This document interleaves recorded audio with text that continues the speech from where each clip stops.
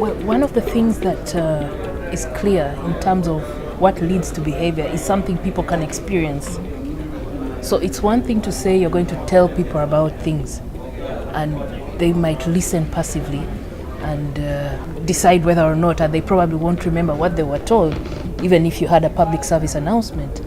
So it's always helpful to try and make that part and parcel of the customer experience. So in a discussion we had earlier, the point was made about financial service providers need to find ways of embedding the consumer protection elements in the service up front and make it part and parcel of what people are signing on to, that you're aware of what you're getting into. Now, one example of this is you have people getting key facts documents as they consume services, and you ask them, go home, reflect on it, sleep over it, and make up your mind whether you really need that product.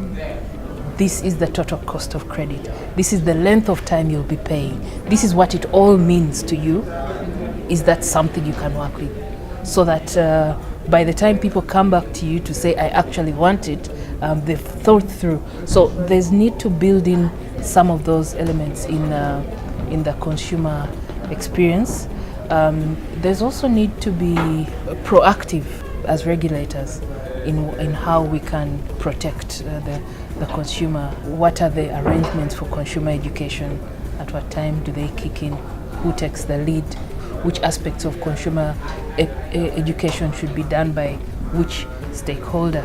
So it's all a collaborative effort, but I would say that where you can find an experiential opportunity, people learn better when they experience something than when they just hear about it and let it pass. So I like the point one of our colleagues made about gamification of the process of accepting terms and conditions, so that it's not some impersonal text that is some block you can forget or not, but how do you make the interface useful and friendly and communicative so that people know exactly what they are signing up on as they take every step. So it's very much a creative process.